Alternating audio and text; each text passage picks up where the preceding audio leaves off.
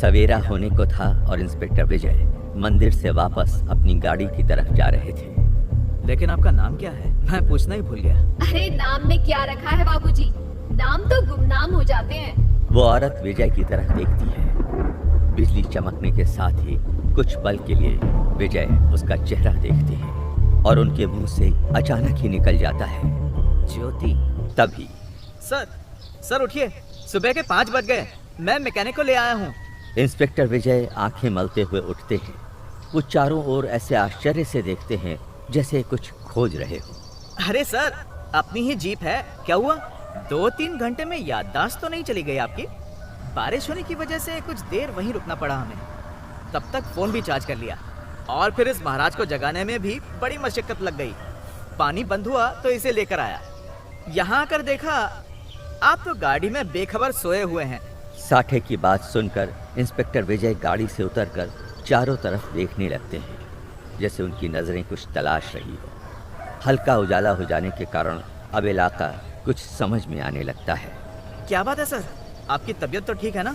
आप इतने हैरान क्यों हैं? मैं यहाँ जीप में कैसे आया?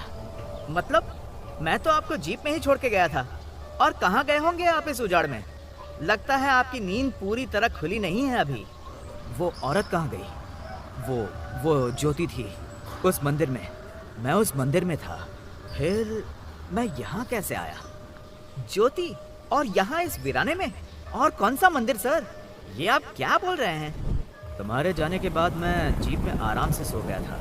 फिर एक औरत आई जो पास के मंदिर में रहती है और मुझे अपने साथ मंदिर ले गई। मैंने उससे बात भी की। जाते वक्त मैंने उसका चेहरा देखा, वो हूबहू ज्योति जैसी दिखती थी।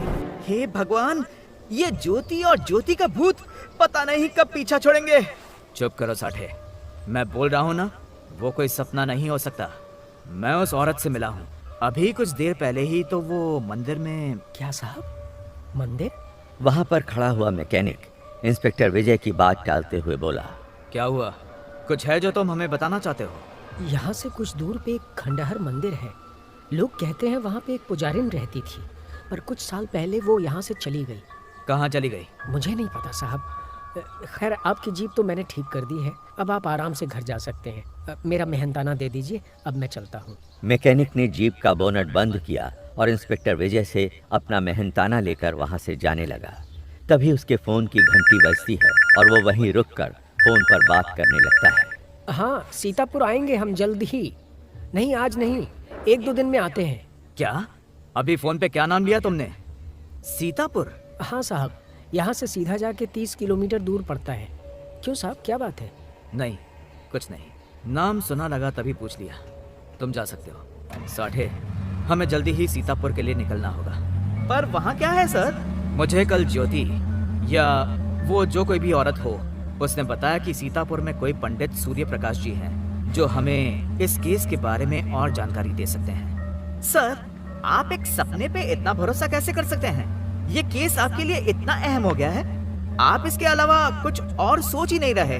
साठे, इस केस ने मुझे कुछ अविश्वसनीय चीजें दिखाई हैं, इसलिए ये मेरे लिए काफी अहम है और ये मेरा कर्तव्य है कि मैं इसकी तह तक जाके इसे सुलझाऊं। तभी साठे को एक फोन आता है। हाँ, क्या हुआ हरीलाल को? क्या? हम अभी वहाँ पहुँचते हैं। उधर हरीलाल के घर पर। हरीलाल, क्या हुआ?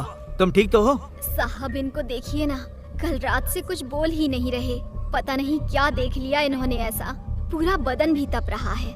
इनकी इतनी तबीयत खराब है लेकिन डॉक्टर को दिखा ही नहीं रहे। हमें तो समझ में ही नहीं आ रहा कि क्या करें। हरीलाल, क्या देखा तुमने? तुम्हारी पत्नी क्या बोल रही है? हरीलाल बहुत मुश्किल से कुछ बोलने की कोशिश करता है। ज्योति। ज्योति? तुमने ज्योति को देखा? कहाँ पे? ज्योति का भूत। साठे इंस्पेक्टर विजय की तरफ देखकर एक इशारा करता है। लगता है इसकी तबीयत ठीक नहीं है, हम चलते हैं हरीलाल, तुम आराम करो। सर, मुझे पूरा यकीन हो गया है, ये ज्योति की आत्मा हरीलाल को नुकसान पहुंचाना चाहती है। पहली बात ये साठे कि तुम इतने दावे के साथ ये नहीं कह सकते हो कि ज्योति मर चुकी है। हमें उसके मौत का कोई सबूत नहीं मिला है। ये भी तो हो सकता है कि वो जिंदा है और ये सारा षड्यंत्र उसी का रचा हुआ खेल है। और दूसरी बात, अगर उसे हरीलाल को नुकसान पहुंचाना ही होता तो वो ऐसा कब का कर चुकी होती। मुझे यकीन है कि कल सीतापुर में हमें ज्योति के बारे में सभी राज जानने को मिल जाएंगे। क्या सीतापुर में ज्योति के राज का पर्दाफाश हो पाएगा? कहानी जारी रहेगी।